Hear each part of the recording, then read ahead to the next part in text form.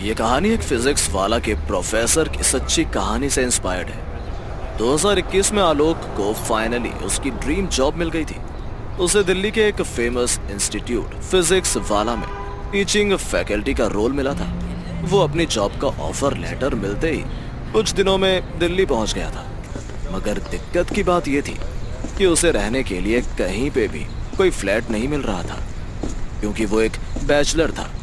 इसलिए ज्यादातर लोग उसे फ्लैट देने में कतरा रहे थे। 9 दिन हो गए थे पर आलोक को फ्लैट ही नहीं मिल पा रहा था। लेकिन आखिरकार एक ब्रोकर की हेल्प से उसे एक फ्लैट मिल गया। पर एक अजीब बात यह थी कि जहां उसे दूसरे फ्लैट्स में अपने बैचलर होने की वजह से इतनी दिक्कत हो रही थी, वहीं ये फ्लैट उसे आसानी से मिल गया था।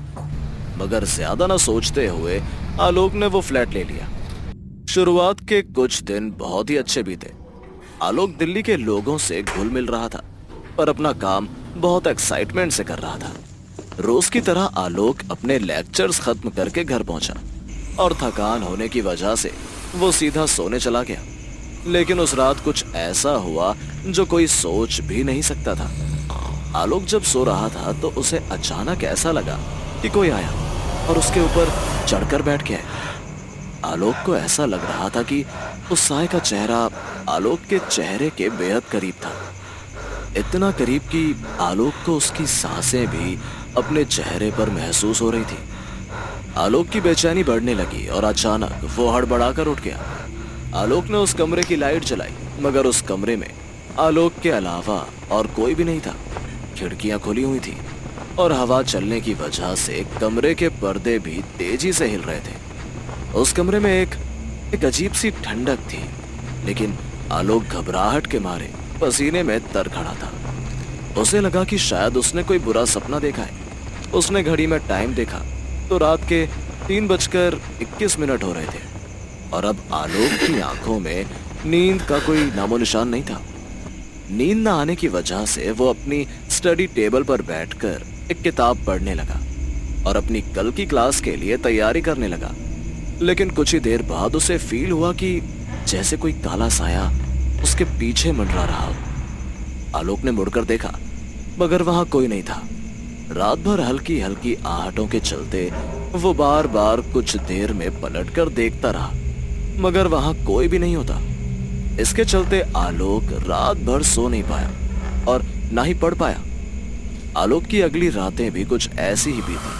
वो बीच रात फिर वही सपना देखता और उठ जाता और फिर पूरी रात घबराहट में बिता देता। उसे लगने लगा कि शायद वो थोड़ा पागल हो रहा है। एक रात जब आलोक घर आया तो उसने देखा कि उसकी सारी किताबें उसके बुक शेल्फ से गिरी पड़ी थी और उसके नोट्स पर इंक फैली हुई थी। आलोक ये देखकर डर गया।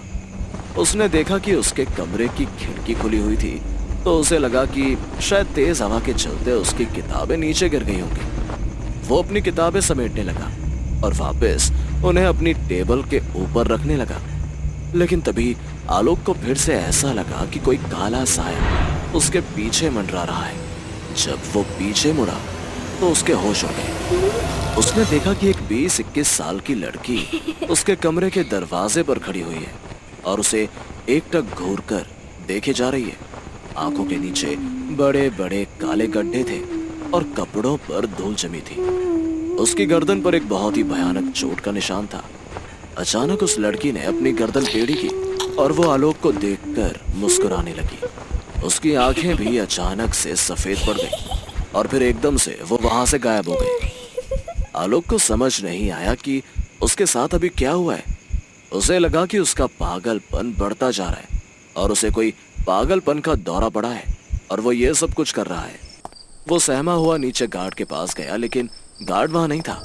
फिर वो अपनी सोसाइटी के सामने वाले जनरल स्टोर पर गया। पिछले कुछ दिनों में उस स्टोर के मालिक से आलोक की अच्छी बातचीत होने लगी थी। आलोक को ऐसा डरा हुआ देख स्टोर के मालिक ने उससे पूछा कि उसे क्या हुआ है। आलोक ने उसे बताया कि उसका दिल्ली में मन नहीं लग रहा है और उसे लग रहा है कि धीरे धीरे वो पागल होता जा रहा है। ये सुनकर इस स्टोर वाले ने आलोक से पूछा कि वो सामने वाली बिल्डिंग के कौन से फ्लैट में रहता है। जब आलोक ने अपना फ्लैट नंबर उसे बताया 666, तो वो एकदम से शॉक हो गया। उसने आलोक से पूछा कि क्या तुम्हें उस फ्लैट के बारे में सब पता है? आलोक को कुछ समझ नहीं आया, तो स्टोर वाले ने उसे बताया आलोक के वहां आने से कुछ साल पहले एक माँ अपनी बेटी के साथ उस फ्लैट में रहा करती थी और पढ़ाई के प्रेशर की वजह से उसकी बेटी ने उसी फ्लैट में सुसाइड कर लिया था और तब से वो जगह खाली पड़ी है। जब आलोक ने ये किस्सा सुना तो उसका दिल ये सब सुनकर जोरों से धड़कने लगा। मतलब जो भी आलोक इतने दिनों से महसूस कर रहा था, जिस लड़की को उसने अपने दरवाजे पर देखा था, वो कोई सपना नहीं था, वो सब हकीकत थी। आलोक मानो ये सब सोचकर कांप रहा था, लेकिन उस रात फिर से उसे उसी घर में वापस जाना था। वो किसी तरह रात काटने के लिए उस घर में वापस चला गया और अपने कमरे में हनुमान जी की फोटो रख ली। उसने सोच लिया कि वो सुबह होते ही उस घर से अपना सामान लेकर कहीं और चला जाएगा और यही सोचकर वो नींद की गोली खाकर सो गया। लेकिन अचानक पंखे से कुछ अजीब सी आवाज आने लगी, जिसकी वजह से आलोक की नींद टूट गई। जब उसने अपनी आंखें खोलकर देखा तो उसकी सांसें मानो रुक गई। पंखे से उसी लड़की की लाश लटकी हुई नजर आ रही थी, जो आलोक के उठते ही पल भर में गायब हो गई। उसके बाद आलोक ने ना वक्त देखा और ना ही किसी सामान की परवाह की। वो चीखता हुआ उस घर से बाहर दौड़ गया। उसने बची हुई रात एक होटल में काटी और अपने मकान मालिक को कॉल करके बहुत सुनाया। अगले ही दिन उसने अपने एक दोस्त की मदद से वो घर खाली किया और वहां से बहुत दूर कहीं रहने चला गया। कहते हैं दिल्ली का जनकपुरी लक्ष्मी नगर एक फैक्ट्री है जहां बच्चे पढ़ने आते हैं और उन पर तरह तरह के प्रेशर होते हैं। लेकिन सिर्फ दिल्ली में नहीं, हर जगह हमको लाइफ में कई प्रेशर्स का सामना करना पड़ता है।